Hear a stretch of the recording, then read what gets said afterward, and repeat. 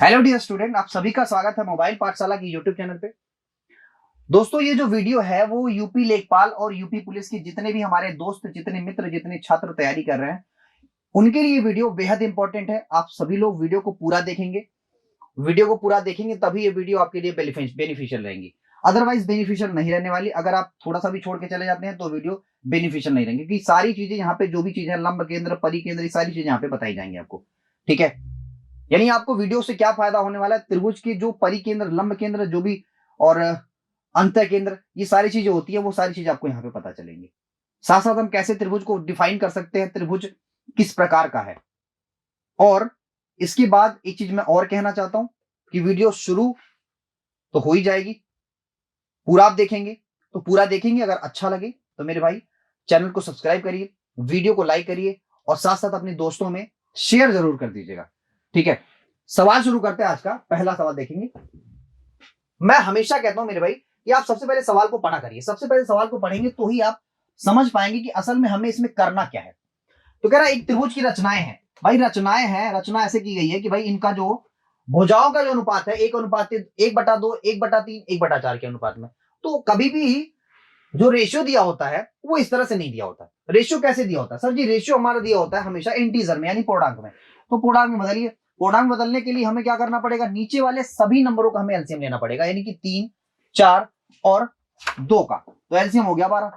अब सभी को 12 से गुणा करेंगे तो आप जानते हैं यहाँ पे आएगा 6, यहाँ पे आएगा 4, यहाँ पे आएगा 3। यानी ए, बी और सी का जो रेशियो आ गया वो क्या आ गया? 6, 4 और 3।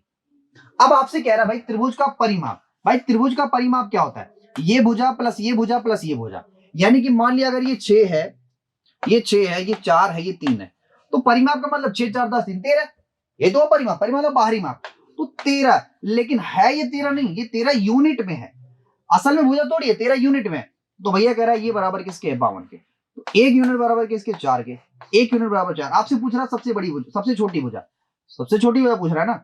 तो सबसे छोटी भुजा की लंबाई हो जाएगी भाई 13, 4 3 12, तो 12 सेंटीमीटर। कितना मेरे भाई?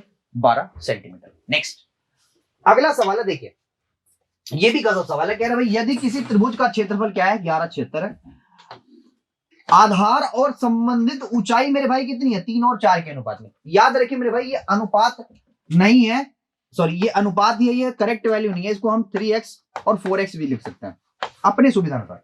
अगर आपको याद है तो 3 और 4 मान के आप कैलकुलेशन कर सकते हैं। ठीक है, लेकिन भाई त्रिभुज का क्षेत्रफल क्या होगा? त्रिभुज का जो क्षेत्रफल है उसका भाई हमें फॉर्मूला पता है कि 1/2 आधार गुणे ऊंचाई, ये होता है त्रिभुज का क्षेत्रफल। तो 1176 तो आपका क्षेत्रफल ही है 1/2 आधार ऊंचाई 4 3 12 x स्क्वायर। समझ में आई बात?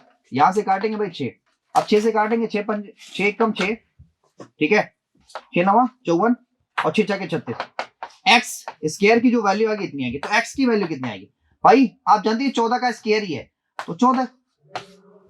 एक्स की वैल्यू क्या आएगी मेरे भाई? 14। अब आपसे क्या पूछा जा रहा है? आपसे पूछा जा रहा है कि ऊंचाई बताइए। मेरे दोस्त ऊंचाई ये रही, यानी कि 4 × 14, तो 14 चौके मेरे भाई 56। तो 56 सेंटीमीटर किसका है? ऊंचाई है। और अगर आपसे पूछता कि भाई आधार बताइए, तो 14 3 42। नेक्स्ट अगला आपसे कह रहा है किसी त्रिभुज का क्षेत्रफल। देखो यहां भी क्षेत्रफल आपको दे दिया है कि भाई 216 वर्ग सेंटीमीटर त्रिभुज का क्षेत्रफल है। ठीक, कह रहा है उसकी भुजाएं क्या है? 3 4 और 5 के अनुपात में। यार मेरे भाई देखो, जब भी आप ये बात जानते हो कि ये 5, ये 3 और ये 4 है, तो 3 4 5 क्या बनाते हैं मेरे भाई? ट्रिपलेट बनाते हैं। 3 4 5 अगर ट्रिपलेट बनाते हैं तो ये क्या है? 90 डिग्री का एंगल है। इसका मतलब ये समकोण त्रिभुज है। समकोण त्रिभुज का क्षेत्रफल जो होता है वो मेरे भाई होता है 1/2 आधार गुणा ऊंचाई, और ये दिया मेरे भाई 216। 1/2 आधार ऊंचाई को हम गुणा करेंगे तो 4 3 12 एक्स स्क्वायर। ठीक पुराने सवाल की तरह 216, 2 से काटेंगे मेरे भाई 6 आया, 6 से काटेंगे हो जाएगा 36। एक्स की वैल्यू भाई रूट में, तो एक्स की वैल्यू 6। एक्स की वैल्यू किसके बराबर है? 6 के बराबर है। अब एक्स की वैल्यू 6 है तो आपसे पूछ रहा है कि इस त्रिभुज का परिमाप बताइए। तो भैया परिमाप क्या है? परिमाप मतलब बाहरी माप, समझ रहे हैं? और सब में एक्स लगा दो। सब में x लगा दो, तो 5 4 9 3 12। तो भैया 12x बराबर क्या हो जाएगा सर जी? 12x बराबर हो जाएगा 12 गुणा 6, तो 12 छक्के 72 सेंटीमीटर। 12 छक्के 72 सेंटीमीटर, यानी कि त्रिभुज का परिमाप क्या होगा? 72 सेंटीमीटर। नेक्स्ट, हाँ अगला देखिए, आपको कुछ सोचने से पहले सबसे पहले आप त्रिभुज की भुजाओं का अनुपात लिखेंगे, वो भी इंटीजर में। तो आप ये बात जानते हैं कि एलसीएम हो जाएगा 60। अब एलसीएम अगर 60 हो गया तो मेरे भाई 3 से अगर काटेंगे तो ये हो जाएगा 20, 15 और 12। ये ए बी और सी, ए बी और सी का ये रेशियो है, भुजाओं का अनुपात है। अब आपसे कह रहा भाई परिमाप, परिमाप का मतलब ए प्लस बी प्लस सी, ये 12 है। तो भैया ये हो जाएगा 47 है ना। जब जोड़ेंगे आप, जोड़े ओढ़ेंगे तो आप क्या आएगा देखो भाई, जब जोड़ेंगे तो ये आएगा 47 यूनिट बराबर 94 के। एक यूनिट की वैल्यू क्या है मेरे भाई? एक यूनिट की वैल्यू 2 के बराबर। अरे यहां से परिमाप आया था 47 यूनिट, लेकिन असल में जो परिमाप है वो 94 है। ठीक है, एक यूनिट की वैल्यू 2 सेंटीमीटर। अब आपसे पूछा है कि सबसे छोटी भुजा, भाई सबसे छोटी भुजा ये रही 12 यूनिट। तो सर जी 12 यूनिट की वैल्यू आपको निकालनी है, तो 12 गुणा 2, 12 दूना मेरे भाई 24। तो सबसे छोटी भुजा क्या आ जाएगी? 24 सेंटीमीटर। मैं कहूं सबसे बड़ी भुजा, तो सबसे बड़ी भुजा 20 यूनिट है, यानी 40। नेक्स्ट कह रहा है समद्विबाहु त्रिभुज की दो भुजाओं की लंबाई क्या है मेरे भाई? 15 और 22 है। याद रखिए जब समद्विबाहु त्रिभुज है तो इसका मतलब क्या है कि दो भुजाएं बराबर होंगी। कह रहा है एक 15 है और एक 22 है, और समद्विबाहु है तो इसका मतलब या तो यही भुजा रिपीट हुई होगी या तो ये भुजा रिपीट हुई होगी। सवाल में क्या कह रहा है? सवाल में कह रहा है तदनुसार उस त्रिभुज का परिमाप हो सकता है। इसका मतलब हो सकता है दो परिमाप दिए गए, इसका मतलब एक बार तो 15 मानेगा और अगली बार 22 मानेगा। कह रहा है दोनों बार बताना कि भाई परिमाप क्या होगा। तो परिमाप आप जानते क्या होता है? परिमाप मतलब बाहरी माप। एक बार मैं 15 मानूंगा, दोनों को 15 मानूंगा प्लस 22, तो ये बराबर कितना हो जाएगा सर जी? ये बराबर हो जाएगा 52 के। और एक बार अगर मैंने 22 मान लिया तो परिमाप क्या होगा? तो 15 प्लस 22 प्लस 22, तो ये तो हो जाएगा 59, यानी कि दो परिमाप आ गए। ठीक है भाई, दो परिमाप। नेक्स्ट कह रहा है एक त्रिभुज की 3 मध्यिकाओं की लंबाई। भाई 3 मध्यिकाओं की लंबाई दे रहा है आपको। हाँ याद रखिए मेरे दोस्तों, जब कभी भी ऐसा सवाल आपको दे दिया जाए तो मेरे दोस्तों आप याद रखिए हमेशा, आपको त्रिभुज का क्षेत्रफल चाहिए ना, त्रिभुज का क्षेत्रफल चाहिए। तो मध्यिकाओं, जब मध्यिका दी हो, त्रिभुज की मध्यिका दी हो और पूरे त्रिभुज का क्षेत्रफल निकालना हो, तो ये होता है फॉर्मूला 4/3। ठीक है ना, 4/3। और मध्यिकाओं से बना त्रिभुज का क्षेत्रफल, मध्यिकाओं मध्यिकाओं मध्यिकाओं से बने त्रिभुज का क्षेत्रफल। यानी अगर ये मेरा एक त्रिभुज है और मध्यिका ऐसे करके खींच दी गई है, कह रहा है एक भाई कितना, एक जो भी हो, ए बी सी जो भी हो, कह रहा है अगर मध्यिकाएं दे दी गई तो पूरे त्रिभुज का क्षेत्रफल क्या होगा? तो पूरे त्रिभुज का क्षेत्रफल मेरे भाई होगा 4/3 मध्यिकाओं से बने त्रिभुज का क्षेत्रफल। क्लियर है? अब आइए सवाल पे। सवाल आपका दिया हुआ है कि मध्यिकाओं की लंबाई है 9, 12 और 15। देखो 9, 12, 15 का आप रेशियो ले लो। क्यों? क्योंकि मेरे भाई आपको ये नहीं पता कि 9, 12, 13 एक ट्रिपलेट बनाते हो जाएगा 3, 4 और 5। तो 3, 4 और 5 सर जी ट्रिपलेट बनाते हैं। तो मैंने एक दिन बताया था, यानी पिछले ही लेक्चर में मैंने आपको समझाया था कि मेरे भाई ये 2 यूनिट के हैं, मतलब तीसरा मल्टीपल है, तीसरा मल्टीपल भी ट्रिपलेट बनाएगा, चौथा मल्टीपल भी ट्रिपलेट बनाएगा, पांचवा मल्टीपल भी ट्रिपलेट बनाएगा। यानी बेसिक ट्रिपलेट तो ये है, लेकिन इसका जितना भी मल्टीपल होगा सारा ट्रिपलेट बनाएगा। और ट्रिपलेट आ गया तो आप ये कह सकते हैं सर जी इससे बना जो त्रिभुज होगा वो समकोण होगा। ठीक है, तो इसका मतलब ये है कि मेरे भाई अगर मुझे क्षेत्रफल चाहिए तो ये बड़ा इजी हो गया सर जी। अब 4/3 तो आपने फॉर्मूले में लिखवाया था, साथ साथ हमें पता है कि ये भुजा क्या है, ये समकोण त्रिभुज है। तो 1/2 आधार गुणे ऊंचाई, तो भैया ये तो होगी कर्ण, आधार और ऊंचाई में आप कोई फर्क ही नहीं है। तो 2 से देखो 6 से काट दो, 6 दूना 12। ठीक है, ठीक है भाई। और मेरे दोस्तों 6 दूना 12 हो गया, यहां हो गया 8। तो दोस्त 8 9 क्या हो जाएगा? 72 सेंटीमीटर स्क्वायर। 72 सेंटीमीटर स्क्वायर क्या हो गया? इस त्रिभुज का क्षेत्रफल हो गया जिसकी माध्यिकाएं दी गई। अगला सवाल देखिए, अगला सवाल बेहद ही गजब सवाल है। कह रहा है एक त्रिभुज की ऊंचाई 10 सेंटीमीटर बढ़ाई जाती है। भाई 10 सेंटीमीटर बढ़ाई गई, यानी 100 से 110 कर दी गई। तो कह रहा बताओ अब आधार कितना, भाई ऊंचाई जिस अनुपात में बढ़ाएंगे, याद रखना, ऊंचाई जिस अनुपात में बढ़ाएंगे उसी अनुपात में आधार कम करेंगे ताकि क्षेत्रफल ना बदले। तो कमी कितनी कर रहा है, 10 की, लेकिन अब कमी किस पे करेंगे, ज्यादा वाले पे, ठीक है, ये कर जाएगा। और आप जानते हैं 1/11 को हम परसेंटेज में लिखते हैं 11 से 9 सही 1/11%, 9 से 1/11%। क्लियर है? चलिए अगला सवाल कह रहा है शीर्षों से किसी त्रिभुज की सम्मुख भुजाओं पर खींचे गए एक बिंदु पर मिलते हैं जिसका नाम क्या है। अच्छा भैया लंब खींचा जा रहा है, तो सबसे पहले तो आप समझ लीजिए कि भाई लंब केंद्र किसको कहते हैं, अंतः केंद्र किसको कहते हैं और परिकेंद्र। तो याद रखिए पहले अंतः केंद्र हम बताएंगे आपको। अंतः केंद्र, एक केंद्र बनता है अंतः।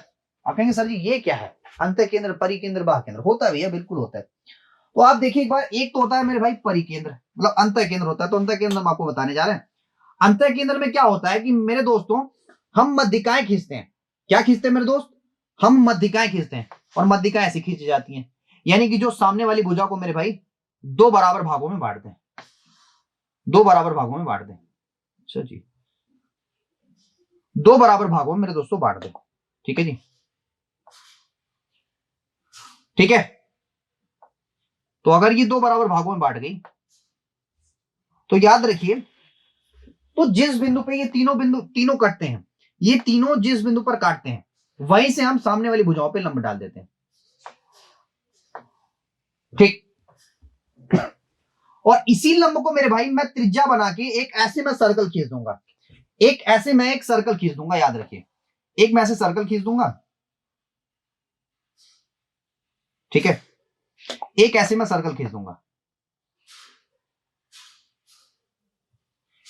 ठीक, ऐसे मैं एक सर्कल खींच दूंगा। क्लियर?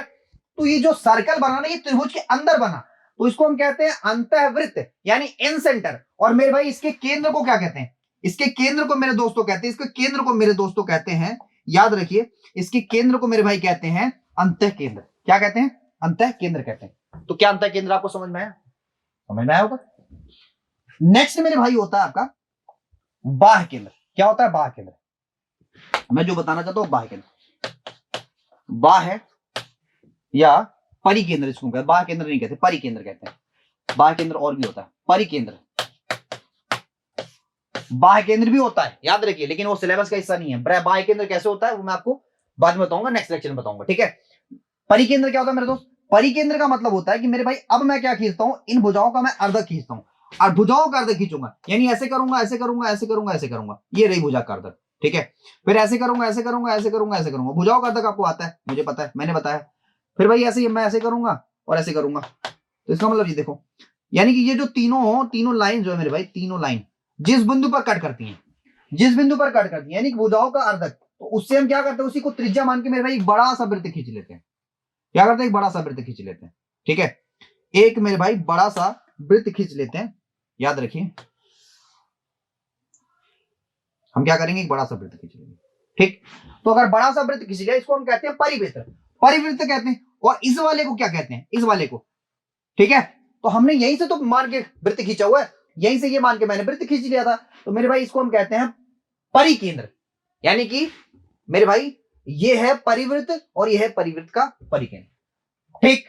अब मेरे भाई दोस्त आपसे क्या एक सवाल और पूछा हुआ है, वो भी मैं आपको बता दे रहा हूं। देखो जो तीसरी चीज होती है वो होती है मेरे भाई लंब केंद्र। तो सामने वाली भुजा पे हम लंब डालते हैं, सामने वाली भुजा पे हम लंब डालते हैं, ठीक है। और लंब मेरे दोस्त जहां पे आके कट करता है, लंब का मतलब ये 90 डिग्री, ये 90 डिग्री, ये सारे 90 डिग्री बनाएंगे, ये सारे 90 डिग्री लंब का ही। और ये वाला केंद्र क्या हुआ मेरे भाई, ये वाला जो कटान बिंदु है, जो इंसेक्टिंग पॉइंट है, वो मेरे भाई होता है क्या, वो होता है लंब केंद्र। यानी कि मेरे भाई लंब खींचूंगा तो जो उनका कटान बिंदु होगा वो होता है लंब केंद्र। याद रखिए ये हमेशा इन दोनों का जो रेशियो होता है, इसका और इसका, तो मेरे भाई ये होता है 2, ये होता है 1, हमेशा इसका रेशियो 2 और इसका रेशियो 1, इसका रेशियो 2, इसका रेशियो 1। इसका भी यूज आता है, वो हम बाद में पढ़ेंगे, डोंट वरी। लेकिन मैंने आज यहाँ पे आपको आ रहा था तो मैंने समझा दिया, तो आपको तीनों केंद्र पता चल गया, ये होता है मेरे भाई लंब केंद्र, लंब केंद्र। तो क्या आपको तीनों केंद्र क्लियर हो गए होंगे भी, है ना। चलो सवाल पढ़ो, देखो कह रहा है कि भाई शीर्ष से किसी त्रिभुज की सम्मुख भुजाओं पर खींचे गए लंब एक बिंदु जहां पर मिलते हैं भाई, जहां पर मिलते हैं उसको हम लंब केंद्र कहते हैं, है ना। चलो नेक्स्ट, कह रहा है एक समबाहु त्रिभुज की मध्यिका, मेरे भाई मध्यिका आपको दे दी गई है, समबाहु त्रिभुज की मध्यिका, कह रहा है उस त्रिभुज का क्षेत्रफल। ऐसे सवाल हमने पिछले सेशन में भी किए थे, इसमें भी कर लेते हैं। तो मेरे भाई मध्यिका देखो, समबाहु त्रिभुज हो तो उसकी मध्यिका भी वही होती है और इसकी ऊंचाई भी वही होती है, ठीक है। तो ऊंचाई बराबर क्या होता है, √3/2a। तो ये है मेरे भाई 6 √3 √3/2 a। तो √3 से √3 गया, a की वैल्यू मेरे भाई हो जाती है 12। एक इसकी वैल्यू 12 है, a की वैल्यू मेरे भाई 12 है। आपसे पूछ रहा है क्षेत्रफल बताओ, तो भैया क्षेत्रफल का फॉर्मूला तो कुछ और ही होता है, √3/4 इंटू a स्क्वायर। तो 12 × 12 है ना भाई, 12 से काट दूंगा 3 हो जाएगा, 12 दिया मेरे भाई 36 √3। तो क्षेत्रफल क्या होगा 36 √3, 36 मेरे भाई √3, 36 √3। अगला सवाल है नेक्स्ट, कह रहा है यदि किसी त्रिभुज सम्मुख भुजाओं की आंतरिक त्रिज्या, मेरे भाई आंतरिक त्रिज्या कह रहा ये है, तो उसका परिमाप बताइए। मेरे भाई आंतरिक त्रिज्या, अभी देखो मैंने आपको एक बताया था एक चीज आंतरिक त्रिज्या के बारे में, ठीक है। ये देखो यहाँ पे आंतरिक त्रिज्या, तो आंतरिक त्रिज्या का एक फॉर्मूला होता है, यानी कि आर का आंतरिक त्रिज्या, इस आंतरिक त्रिज्या निकालने का एक फॉर्मूला होता है। वो क्या होता है, वो होता है त्रिभुज का क्षेत्रफल, त्रिभुज का क्षेत्रफल बटा सेमी परिमीटर यानी अर्ध परिमाप, अर्ध परिमाप क्या होता है, अर्ध परिमाप। लेकिन मेरे भाई अगर ये समबाहु त्रिभुज है, अगर ये समबाहु त्रिभुज है तो समबाहु त्रिभुज का क्षेत्रफल क्या होता है मेरे भाई, समबाहु त्रिभुज का क्षेत्रफल √3/4, ठीक है, और a स्क्वायर। और अगर ये अर्ध परिमाप है तो उसको हम लिखते हैं 3a/2। भाई परिमाप 3a और अगर परिमाप, ठीक है मेरे दोस्त, अर्ध परिमाप कह रहा तो 2 का भाग, तो यहां से तो गया, ये हो गया 2, क्लियर। अब ये चला जाएगा ऊपर और a से ये कैंसिल हो जाएगा, मतलब एक अभी बचा हुआ है, तो √3a/2 दिया मेरे भाई 6। क्या बात समझे, ये होता है मेरे भाई आपका समबाहु त्रिभुज की अंत त्रिज्या का फॉर्मूला, ठीक है मेरे भाई, √3a/6। तो √3a/6 ये होता है त्रिज्या का फॉर्मूला। और कह रहा त्रिज्या भैया दे दी गई है, तो √3 से √3 गया, a की वैल्यू मेरे भाई कितनी 6, यानी त्रिभुज की भुजा कितनी है a है। आपसे कह रहा परिमाप बताओ, तो परिमाप भैया क्या होता है, परिमाप बराबर होता है 3a, ठीक है। परिमाप 3 होता है, इसका मतलब a की वैल्यू है मेरे भाई 6, a की वैल्यू है 6, तो 3 × 6, तो 6 तियां मेरे भाई 18 सेंटीमीटर क्या हो गया इसका परिमाप, क्लियर। अगला सवाल है, कह रहा है एक त्रिभुज ABC एवं DEF का समरूप है। भाई ABC और DEF एक दूसरे के समरूप है। आपसे कह रहा है उसका, उसके परिमाप का अनुपात क्या है, 4 और 1 है। कह रहा है तो उसके क्षेत्रफल का अनुपात क्या होगा। याद रखिए, यहां पे मैं एक चीज बताना चाहता हूं आपको, और वो चीजें समझिए, अगर बहुत अगर समझेंगे तो आपका ही फायदा है। देखिए भाई देखो, त्रिभुज ABC का एरिया, यानी एरिया, मैं एरिया लिख दे रहा हूं, अपॉन ट्राइंगल DEF का एरिया, जब ये दोनों समरूप हो तब की कहानी है, ठीक है। बराबर होता है मेरे भाई, चाहे वो मध्यिका हो, मध्यिका मतलब इसकी ABC की मध्यिका, ठीक है, और मीडियन, मैं मीडियन लिख दे रहा हूं, चलो ठीक है, मैं मीडियन लिख रहा हूं, मध्यिका नहीं लिख रहा हूं, ठीक है भाई। मैं लिख रहा हूं मीडियन 1/मीडियन 2, भाई इसका भी स्क्वायर की ये बराबर होती है, क्लियर। और क्या होता है मेरे भाई, मीडियन के बराबर होगी, और क्या होगा, और जो लंब मतलब जो लंब होगा, ठीक है, परपेंडिकुलर, तो परपेंडिकुलर P1/P2 इसके भी स्क्वायर के बराबर होगी। साथ साथ परिमाप मतलब पेरीमीटर, क्या लिख दूं भाई, पेरीमीटर, तो पेरीमीटर इसके भी स्क्वायर के बराबर होगी। बात समझ रहे हैं, यानी कि जो इनके क्षेत्रफलों का जो अनुपात होगा वो इनके मीडियन के अनुपात के स्क्वायर के बराबर, इनके परपेंडिकुलर के अनुपात के बराबर, इनके परिमाप के अनुपात के बराबर होगा। बात समझे। सवाल पे, सवाल आपसे कह रहा है भाई परिमाप का अनुपात क्या है, 4 और 1 है। और यहां देखो ABC का क्षेत्रफल, ABC एरिया ऑफ, ऐसे लिख लो, एरिया ऑफ ABC और एरिया ऑफ क्या मेरे भाई, DEF। तो आप ये बात जानते हैं, इसका तो स्क्वायर होता है ना, अभी मैंने बताया थोड़ी देर पहले। तो आप ये कह सकते सर जी हो जाएगा कितना, 4 चौक के 16 और ये तो 1 ही रह जाएगा। यानी अनुपात क्या हुआ 16 और 1 का। मैं क्या लिखूं बार बार दोबारा, आप ये बात जानते हैं ए और बी और सी क्या हो जाएगा 16 और डी ई एफ क्या हो जाएगा 1। यानी अनुपात क्षेत्रफलों का क्या आया 16 और 1 का। देखिए अगला सवाल है और ये आज का लास्ट सवाल है, इसके बाद आप ठीक है अगले सेशन में चीजें देखेंगे। निम्नलिखित में से कौन सा अनुपात समकोणीय अनुपात है। अबे ये तो बहुत आसान सवाल है, कह रहा है कौन सा अनुपात समकोणीय अनुपात है मेरे भाई। तो 5 12 13 आप जानते हैं ये समकोण बनाता है और यही आपको सिर्फ निकालना था। 5 12 13 इस सवाल का हिस्सा भी था ये, ठीक है। तो आप देख सकते हैं कि त्रिभुज से रिलेटेड बहुत सारी चीज हमने आपको बता दिया, ठीक है। और त्रिभुज मुझे तो नहीं लगता कि इससे ज्यादा कहीं पूछा जाएगा त्रिभुज में। यानी अगर आप इन्हीं सवालों के इन्हीं कॉन्सेप्ट के बार बार प्रैक्टिस अगर कर रहे हैं मेरे भाई, तो आपका बिल्कुल कोई भी चीज कोई भी सवाल वो लेखपाल में हो या यूपी कांस्टेबल में हो वो छूटने वाला नहीं है।